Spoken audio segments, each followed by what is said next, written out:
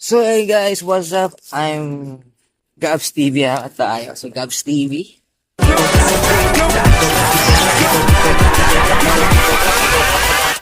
Hold up.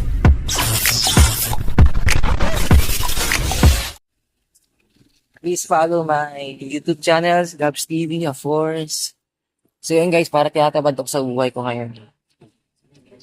Bakit nga sabi? Kung ang trabaho, tambay ako, halos 2 months na. Hintay ko ang passport ko. Gusto ko mag-abroad talaga. So ngayon, na-stock ang bahay ako. Ako muna lahat, luto, linis ng bahay, alaga ng bata, maglaba. So habang partner ko siya muna nagtatrabaho, temporary, syempre. Gusto ko maka-abroad para makarelax na siya sa mga bata na siya mag-focus din. Ako naman ang magtrabaho para sa akin. So, ayun, tiis-tiis lang muna. Huwag minamadali ang lahat. May process ng lahat, step by step. Di mo kailangan mo jump out na ganito dapat, ganito ganyan.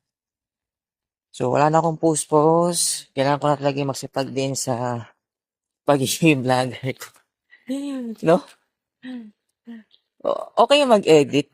Ako, sa una, nag-edit ako ng low budget, low budget editor ako. Gamit lang ang phone, in-edit ko yung video mo. So, meron akong vlogger na gina-editan sa una, si James. Ngayon, ewan ko, kasana siya.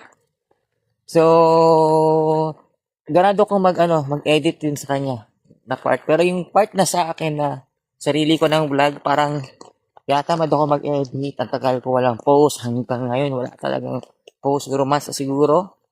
No, parang pagkain lang yan eh. Pag ikaw kumain ng ng luto ng iba, okay. Pero pag ikaw kumain ng luto mo, parang okay lang. So, ganyan. So, kailangan magsipag.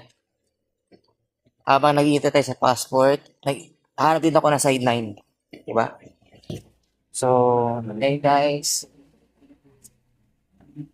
Good luck sa atin. God bless. Ingat kayo palagi. Bye-bye.